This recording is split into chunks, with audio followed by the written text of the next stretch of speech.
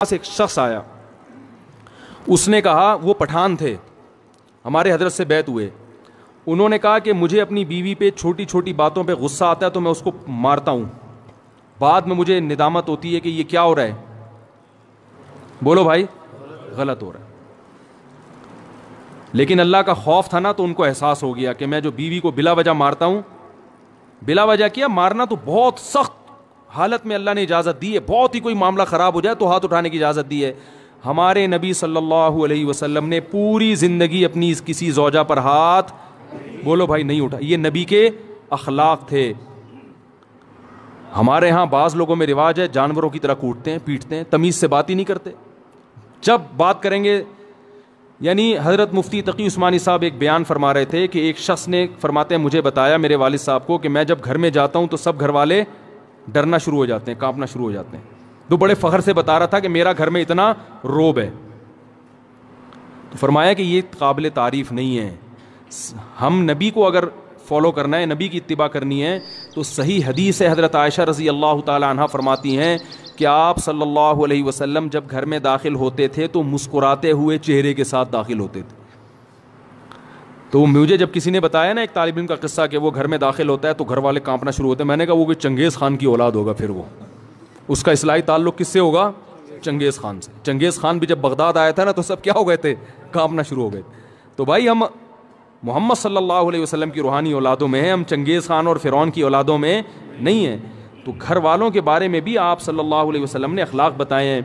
ہمارے ہاں جو طاقتور مرد ہوتا ہے وہ عورت کے حقوق پی جاتا ہے. وہ شریعت صرف عورت کے بارے میں جانتا ہے, اپنے بارے میں شریعت نہیں جانتا. کہ میں جو اتنا غصہ کر رہا ہوں بیوی کے اوپر, بلا وجہ بات بات پہ سختی کر رہا ہوں, کھانا تھوڑا دیر سے پک گیا تو اس کو مارنا شروع کر دیا, ڈانٹنا شروع کر دیا, تانے دینا شروع کر دیے, اس کے بارے میں بھی قیامت کے دن مجھ سے سوال ہوگا. ایک میں واقعہ سناتا ہوں پھر اپنی بات کو ختم کرتا ہوں. دیکھو, ایک صحابی نے اپنی ایک باندی تھی, عبداللہ ابن رواحہ رضی اللہ تعالیٰ عنہ, بڑے مجاہد صحابی تھے. عبداللہ ابن رواحہ بڑے مجاہد صحابی تھے. ان کی ایک باندی تھی, وہ باندی بکریاں چرایا کرتی تھی, ریوڑ لے کے جایا کرتی تھی. تو ایک بڑی اچھی خوبصورت بکری تھی, بڑی نسلی بکری تھی. عبداللہ ابن رواحہ نے اپنی باندی سے کہا, آپ لوگ کی توجہ ہے نا, مجھے اصل میں ذرا چیخ کے بولنا پڑ رہا ہے تو کیونکہ وہ اسپیکروں کا سیٹ اپ تھوڑا سا اخپل طریقے والا ہے آپ لوگوں کا, تو اتنا چیخ کے جو ہے نا آدمی پھر سنائی تو صحیح دے رہا ہے, لیکن وہ اس لیے دے رہا ہے نا کہ میں بہت چیخ رہا ہوں. بیان ہو رہا ہے چیخنے کے خلاف اور چیخنا مجھے خود پڑ رہا ہے. وہ ایک مولوی صاحب تقریر کر رہے تھے, میں ان کی تقریر سننے گیا, وہ بہت چیخ کے بول رہے تھے, حضرت علی نے فرمایا. وہ اتنی زور زور سے بول رہے تھے, میرے کان میں تکلیف شروع ہو گئی. میں نے کہا کہ حضرت علی نے کیا اتنی زور سے فرمایا تھا؟ ہے بھائی, بھائی جیسے حضرت علی نے آرام سے فرمایا تھا تو امام صاحب آپ بھی آرام سے ہی فرما دیں. تو آرام سے ہی بات کرنی چاہیے نا, چیخنا چلانا یہ شریعت میں پسندیدہ کام نہیں ہے. لیکن لاؤڈ اسپیکر ہی وہ آپ لوگوں کو شاید اتنا اندازہ نہ ہو سسٹم کا, تو اس لیے مجھے چیخنا پڑ رہا ہے بہت زیادہ. تو میں واقعہ سنا رہا تھا کہ بھائی دیکھو, ہمیں اپنے اخلاق بھی عورتوں کے ساتھ, جو گھروں میں خواتین ہیں نا, اس میں چنگیز خان بننے کی اجازت. میں آپ کو ایک بات بتاؤں, اگر ناراض نہ ہو, کراچی اور پنجاب میں مردوں کی شکایتیں آتی ہیں کہ بیویاں ظلم کرتی ہیں, اور بلوچستان اور کوئٹہ اور کے پی کے سے خواتین کی شکایتیں آتی ہیں کہ مرد ظلم کرتے ہیں. ہو سکتا ہے یہ غلط ہو, رپورٹ غلط ہو, لیکن کچھ تو حقیقت ہوگی نا اس میں, کیونکہ یہاں مردوں کی حکومت ہے اور اللہ کا بڑا فضل ہے, اس پہ اللہ کا شکر ادا کرنا چاہیے. لیکن مرد کے جہاں روب ہوگا تو مرد اس روب سے ناجائز فائدہ اٹھانا شروع کر دیتا, ناجائز فائدہ اٹھانا شروع. تو حضرت حکیم الامہ مولانا شرف علی تھانوی رحمہ اللہ تعالی نے لکھا ہے کہ مسلمان عورت کی یہ سب سے بڑی خوبی ہے کہ وہ جب اس کی شادی ہوتی ہے تو اپنے مرد کے علاوہ اس کی توجہ کسی اور کی طرف نہیں ہوتی. فرمائیے اتنی بڑی خوبی ہے کہ اس خوبی کے ہوتے ہوئے بیوی کی ہر خامی کو برداشت کر لو کہ یہ تمہاری ہے. جن لوگوں نے باہر ملکوں میں سفر کیا ہے نا, وہ یہ جانتے ہیں کہ وہاں عورت میں ہر خوبی ہے, مگر اس کے بارے میں یہ بھروسہ نہیں ہوتا کہ یہ صرف میری ہے یا میرے علاوہ اس کی کسی اور کی طرف بھی رغبت ہے. یہ بہت بڑا عیب ہے. تو مسلمان عورت میں اب تک الحمدللہ خیر غالب ہے, وفا کرتی ہے اپنے شوہر کے ساتھ. شوہر کو فالج ہو جائے علاج کرے گی اس کا, بھاگے گی نہیں وہاں سے. باقی آپ ذرا جائیں نا دنیا میں سفر کریں تو میاں جب تک کما رہا ہے, صحت اچھی ہے تو میاں ہے, ذرا سا مسئلہ خراب ہوا عدالت سے طلاق لی اور کسی اور سے شادی کر لی. ہمارے ہاں خاندانوں میں جب نکاح ہوتا ہے تو زندگی بھر کے لیے ہوتا ہے, جب تک کوئی بہت سخت مشکل نہ ہو طلاق کی طرف نہیں جاتے. تو یہ بہت بڑی خوبی ہے. تو کے پی کے سے اور بلوچستان سے جو شکایتیں آتی ہیں اس میں مردوں کی سختی کی شکایتیں آتی ہیں کہ مرد عورتوں پہ بولو بھائی ہاتھ اٹھاتے ہیں, چھوٹی چھوٹی باتوں پہ مارتے ہیں, تانے دیتے ہیں. آپ لوگ کے علاوہ کی بات کر رہا ہوں, آپ لوگ ناراض نہ ہوں. آپ لوگ کے علاوہ جتنے مرد ہیں جو میرا بیان نہیں سن رہے ان کی بات کر رہا ہوں کہ وہ بیویوں کو مارتے پیٹتے بھی ہیں, بلا وجہ چھوٹی چھوٹی باتوں پہ ڈانٹتے بھی ہیں. اور معذرت کے ساتھ اس میں دیندار اور بے دین سب برابر ہیں. وہ سمجھتے ہیں ہماری غیرت, ہم نے اب بیوی کو جو ہے نا ایسا دبا کے رکھا ہوا ہے, صحیح ہے نا, جب چاہے تھپڑ مار دیں کچھ نہیں کر سکتی. تو یہ غیرت نہیں ہے, یہ بد اخلاقی ہے. سب سے زیادہ روب محمد صلی اللہ علیہ وسلم کا تھا گھر میں, اور سب سے بڑا حق کس کا تھا؟ محمد صلی اللہ علیہ وسلم کا.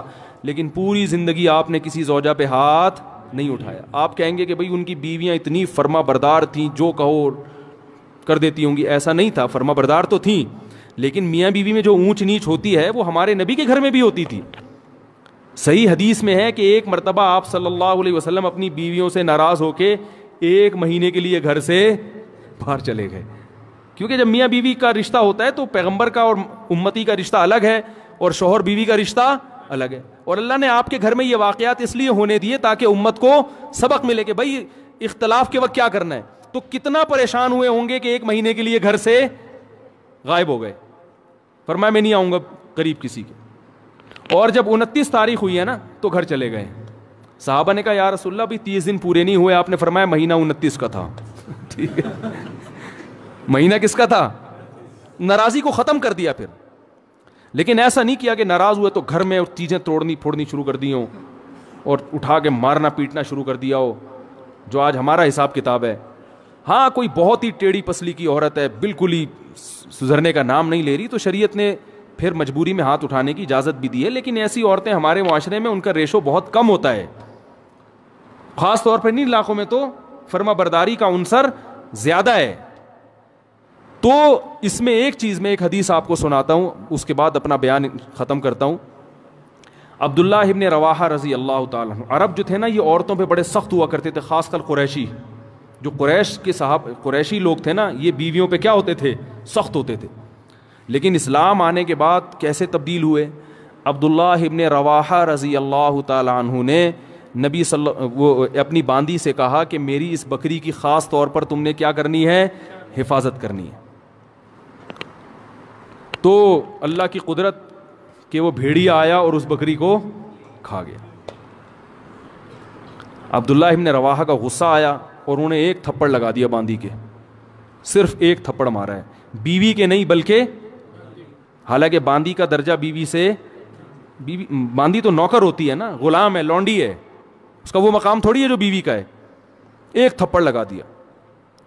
عبداللہ ابن رواحہ رضی اللہ تعالیٰ عنہ چونکہ مسلمان ہو چکے تھے نا, زمانہ جاہلیت میں تو ہوتے تو 20-30 تھپڑ مار دیتے کہ بھئی اس نے غلطی کی ہے. ہم ہوتے ہم کیا کہتے ہیں یار بھیڑیے نے کھانا تھا تو اسی بکری کو کھانا تھا ہے بھائی, اور بکریاں نظر نہیں آئیں, اس کا مطلب تمہارے بھیڑیے کے ساتھ کیا ہیں؟ تعلقات ہیں. ٹھیک ہے نا, تم نے مخبری کی ہے بھیڑیے کو, اسی کو کھاؤ آ کے. 10 باتیں سوچتے اور منفی ذہن چلتا. عبداللہ ابن رواحہ نے غصے میں 1 تھپڑ لگایا, مگر ندامت ہوئی. کیوں؟ اسلام لا چکے ہیں, ان کو پتا ہے کہ ایک ایک عمل کا قیامت کے دن جواب بولو بھائی دینا پڑے گا. اگر اس میں باندی کی غلطی نہیں تھی تو میرا تھپڑ قیامت کے دن اعمال میں لکھا جائے گا, اور عین ممکن ہے کہ باندی کی غلطی نہ ہو, کیونکہ بھیڑیا جب آتا ہے تو وہ تو نگرانی کے باوجود کھا جاتا ہے. اب احساس ہوا تو رسول اللہ صلی اللہ علیہ وسلم کے پاس آئے, عرض کیا یا رسول اللہ میں نے باندی کو تھپڑ مار دیا, کیا مجھ سے ظلم تو نہیں ہوا؟ مختصر سنا رہا ہوں حدیث. آپ صلی اللہ علیہ وسلم نے صحابی کو حکم دیا کہ اس باندی کو آزاد کر دو.